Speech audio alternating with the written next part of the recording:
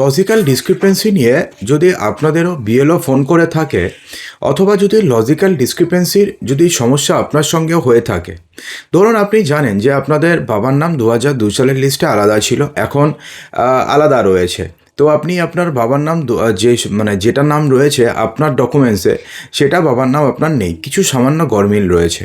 তো সেক্ষেত্রে আপনি তো জানেনই যে লজিক্যাল ডিসক্রিপেন্সিতে সেগুলো নর্মালি চলেই আসবে। তো এখন ব্যাপারটি হচ্ছে এই লজিক্যাল ডিসক্রিপেন্সি নিয়ে আপনাদের যদি কোনো সন্দেহ থেকে থাকে, তাহলে সেক্ষেত্রে হয়তো আপনাদের আর চিন্তা করার কোনো কারণ থাকবে না। তার কারণ অনেকেরই না এবার এসআইআরের হিয়ারিং কিন্তু বাতিল হতে চলেছে।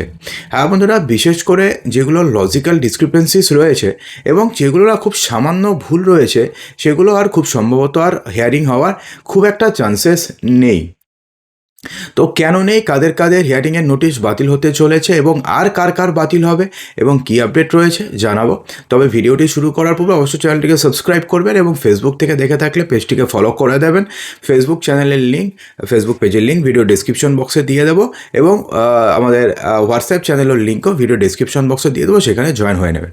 দেখুন বন্ধুরা, আপনারা সবাই জানেন যে আগামী 14 ফেব্রুয়ারির মধ্যে পুরো তালিকা প্রকাশ করতে হবে নির্বাচন কমিশনকে, ঠিক আছে?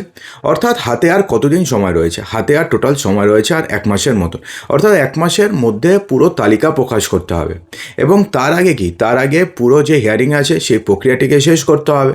না হলে পরে 1 তারিখে কী করে পাবলিশ করবে, এটা তো একটা বোঝার ব্যাপার রয়েছে। তো এখন ব্যাপারটি হচ্ছে হিয়ারিং যদি করতে হয়, হিয়ারিং ধরুন ম্যাক্সিমাম 10 তারিখ পর্যন্ত হবে। অর্থাৎ আর হাতে আর কদিন সময় রয়েছে? প্রায় 28 দিনের মতন বা 29 দিনের মতো। এবং যতদূর জানা যাচ্ছে যে আরও 96 লক্ষ টোটাল আরও হিয়ারিংয়ে ডাকতে পারে নির্বাচন কমিশন।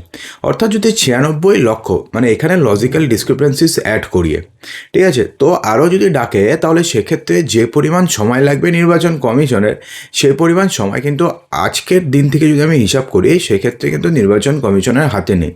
এবং এতদিন পর্যন্ত কিন্তু এখনও পর্যন্ত আনম্যাপড প্রায় ধরুন 34 লক্ষ, সেটাই এখনও পর্যন্ত শেষ হয়নি। কতদিন থেকে চলছে এখনও পর্যন্ত আনম্যাপড যে ভোটার রয়েছে তাদের ম্যাপিংই প্রায় শেষ হয়নি, 1-2 দিনের মধ্যে শেষ হবে। তারপরে চলে আসবে প্রোজেনি ম্যাপিং বা যাদের লজিক্যাল ডিসক্রিপেন্সিস রয়েছে তাদের। তারপরে ধরুন আরও থার্ড ফেজে আসবে, ধরুন আরও কিছু যে ভুলগুলো রয়েছে তাদের।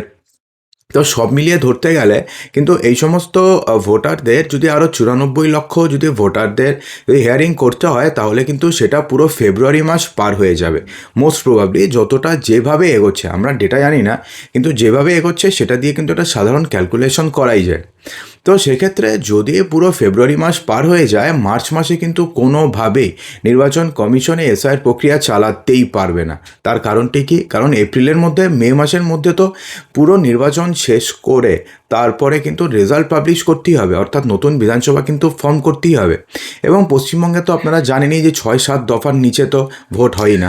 অর্থাৎ এক একটা দফার মধ্যে যদি 3-4 দিনের গ্যাপও থাকে, তাও মোটামুটি নির্বাচন হতে হতে 1 থেকে 1.5 মাসের একটা প্রশ্ন রয়েছে। অর্থাৎ যদি মার্চে যদি নির্বাচন শুরু হয়, তাহলে সেটা হয়ে যাবে এপ্রিল, অর্থাৎ নতুন গভর্নমেন্ট ফর্ম করতে করতে মে মাস তো এমনিতেই হয়ে আছে।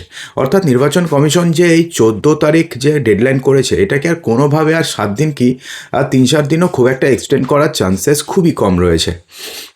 তো এই অবস্থায় দেখুন, লজিক্যাল ডিসক্রিপেন্সিস তো এমন রয়েছে সবারই আসছে। অর্থাৎ ধরুন সামান্য ভুল রয়েছে, যারা ধরুন জেনুইন ভোটার, জানে যে জেনুইন ভোটার আমি, তবুও তাদের আসছে। এক্ষেত্রে সমস্যাটি কী হচ্ছে জানেন? এক্ষেত্রে না সাধারণ মানুষ এই পর্যায়ে এসে না কিছুটা হয়রান হচ্ছে। তার কারণ ধরুন বাবার নামে সামান্য ভুল, মধ্যখানে কুমার নেই, কারোর নাম ধরুন মোহাম্মদ আনিস বা আনিস মোহাম্মদ হয়ে গেছে, অর্থাৎ সামান্য, অর্থাৎ সেক্ষেত্রে নামের বানানের কোনো ভুল হয়নি বা এছাড়া কোনো মেজর কোনো ভুল হয়নি। অর্থাৎ ধরুন রঞ্জিত কুমার পাল সেটা হয়ে গেছে বসন্ত কুমার সেন, এরকম ধরুন হয়নি।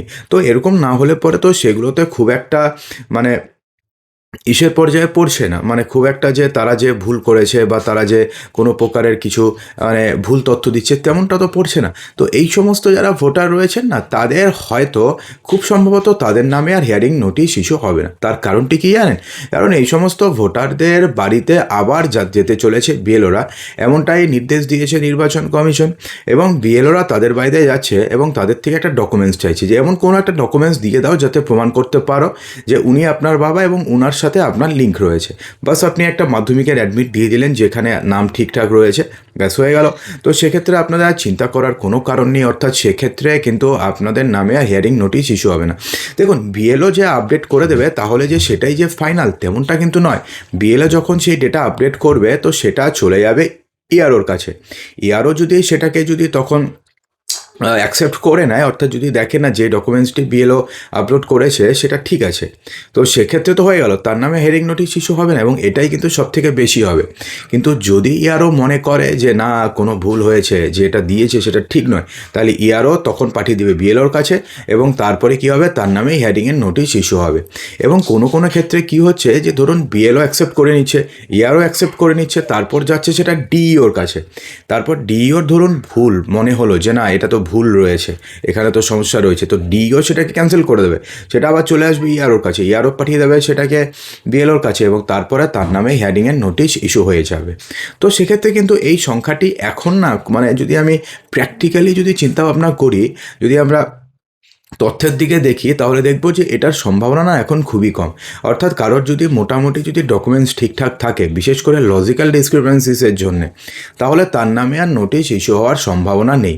কিন্তু কিছু কিছু ক্ষেত্রে কি হচ্ছে জানেন, তো এখানে আমাকেও কিছু কমেন্ট করেছে, যদি কোনোদিনও যদি সম্ভব হয় তাহলে কমেন্টের প্রত্যেকটা কমেন্ট পড়ে পড়ে আমি অ্যান্সার দেওয়ার চেষ্টা করব। যে আমার নামে আমরা চার ভাই বোন, কিন্তু আমার কাছে নোটিশ এসছে যে আমার বাবার নামে 6 জন, অর্থাৎ 6 সন্তান প্রয়োজনীয় ম্যাপিং করিয়েছে। তো সেক্ষেত্রে তো আমরা তো চাই ভাবুন আমাদের অযথা হয়রানি করা হচ্ছে। কিন্তু সেক্ষেত্রে দেখুন, কেউ হয়তো আপনার নামে বা আপনার বাবার নামে কেউ হয়তো প্রয়োজনীয় ম্যাপিং করিয়েছে, সে কারণেই কিন্তু এসছে। এবং এই ধরনের যে ভোটাররা রয়েছে যারা ধরুন ভুল তথ্য দিয়ে অন্য কাউকে বাবা বা মা দেখিয়ে বা ঠাকুমা ঠাকুরদা দেখিয়ে যারা প্রয়োজনীয় ম্যাপিং করিয়েছে, তাদেরকে কিন্তু এবার চিহ্নিত করতে চলেছে বা চিহ্নিত করার জন্যই কিন্তু তাদের নামে হিয়ারিংয়ের নোটিশ ইস্যু হবে, এটা কিন্তু ধরাই যায়।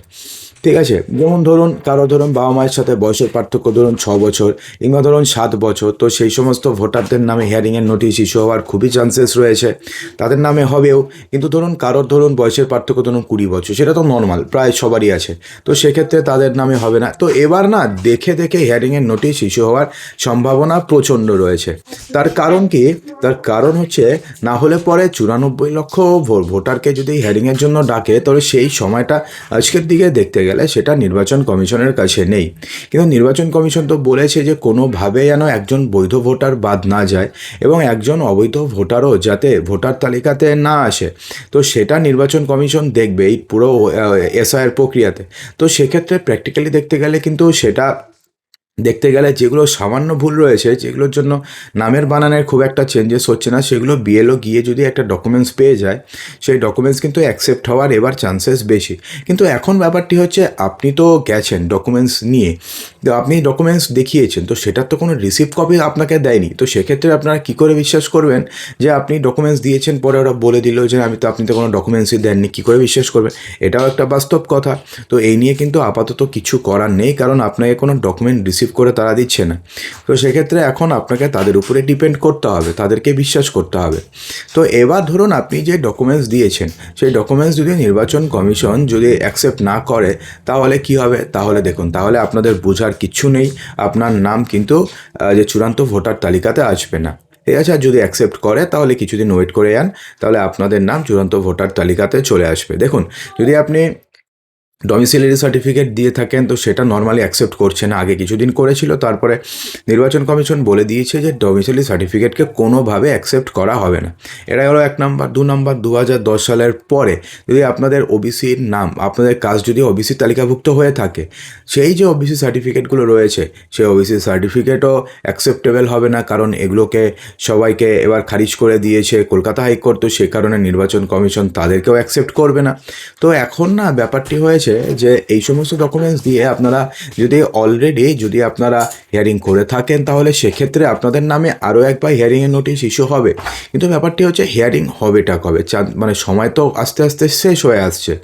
তো এখন দেখা যাচ্ছে কাদের কাদের হিয়ারিংয়ের নোটিশ বাতিল হয়ে যায়, কিন্তু লজিক্যাল ডিসক্রিপেন্সি, বিশেষ করে যাদের নামে সামান্য পার্থক্য রয়েছে, যাদের বাবার নামে সামান্য পার্থক্য রয়েছে, যাদের ধরুন নর্মালি খুব একটা বড় সড়ো সমস্যা নেই, তাদের নামে কিন্তু হিয়ারিংয়ের নোটিশ মানে না আসার চান্সেস খুব বেশি আসবে না, আসার চান্সেস প্রায় নেই বললেই চলে। আপনারা শুধুমাত্র দেখবেন যে বিএলও যে ডকুমেন্টসটি আপলোড করছে সেটা যেন ঠিক হয়। ধরুন উল্টোপাল্টা একটা ডকুমেন্টস আপলোড করে দিল, একজন মেসেজ করেছিল যে আমার ডকুমেন্টস না করে অন্য কারোর ডকুমেন্টস করে দিয়েছে বিএলও, তো সেক্ষেত্রে আমি এখন কি করব? সেটা তো সত্যি কথা, সেই কথা আপনি এখন কি করবেন, আপনাকে হিয়ারিংয়ের নোটিশে ডাকবে, তখন আপনি বলে দেবেন যে আমি বিএলওকে এটা দিয়েছিলাম, উনি অন্যেরটা আপলোড করে দিয়েছে, আমার কি করা আছে? সেটা তো কিছু করার নেই, এটা তো প্র্যাকটিক্যাল কেস। বিএলওদেরও প্রচুর চাপ আসছে, তাদেরকে আবার বাড়ি যেতে হবে, আবার তাদেরকে সমস্ত ডকুমেন্টস আপলোড করতে হবে। বিএলওরাও কী করবে, তারাও মানুষ, তাদেরও প্রচণ্ড চাপ আসছে। তো সব মিলিয়ে দেখতে গেলে কিন্তু একটা কেমন যেন একটা পরিস্থিতি তৈরি হয়েছে। তো এখন দেখা যাক নির্বাচন কমিশন এই পুরো পরিস্থিতি থেকে কী করে বের হয় এবং কী করে 94 লক্ষ ভোটারের আবার করতে পারে। কিন্তু কিছু ভোটারের করবে না, যেমন ধরুন যাদের নামের পুরো চেঞ্জ রয়েছে, ধরুন রতন কুমার পাল ছিল, হয়ে গেছে ধরুন রঞ্জিত কুমার ঘোষ, তো সেক্ষেত্রে বা ধরুন রতন কুমার সেন, তো সেক্ষেত্রে কিন্তু না হিয়ারিংয়ে ডাকার চান্সেস খুব বেশি রয়েছে, কিন্তু ছোটোখাটো ভুলে আর আসবে না। এবং যদি ধরুন বাবা মার বয়সের পার্থক্য যদি 15 বছরের বেশি হয়ে থাকে সেক্ষেত্রে আসার চান্সেস খুবই কম, প্রায় নেই বললেই চলে। এছাড়া যদি আপনাদের ধরুন এমন হয়েছে বয়স 50 কিংবা 45-এর বেশি, কিন্তু আপনাদের নাম 2002 সালের ভোটার লিস্টে ছিল না, আপনি প্রোজেনি ম্যাপিং করিয়েছেন, সেক্ষেত্রেও কিন্তু আপনাদের নামে হিয়ারিংয়ের নোটিশ আসার চান্সেস বেশি রয়েছে, আসবে। তো সেক্ষেত্রে টোটাল ধরতে গেলে 94 লক্ষটা কমে প্রায় যদি আমি ধরতে যাই তাহলে 30-40 লক্ষতে হয়ে যাবে, অর্থাৎ এত লক্ষের ভোটারের কিন্তু হিয়ারিংয়ের নোটিশ কিন্তু বাতিল হতে চলেছে। যদিও হবে যে সেটা কোনো কমিশন বলেনি, কিন্তু আমরা যদি সিম্পল যদি একটা ক্যালকুলেশন করি তো সেক্ষেত্রে দেখা গেলে কিন্তু বাতিল হওয়ার চান্সেস খুব বেশি, কারণ বিএলওদের কিন্তু আবার তাদের বাড়ি যাওয়ার কথা বলেছে। তো আশা করবো ভিডিওটিতে আপনাদের সমস্ত কিছু বোঝাতে পেরেছি। ভালো লাগলে লাইক করবেন, শেয়ার করবেন, চ্যানেলটিকে সাবস্ক্রাইব অবশ্যই করবেন।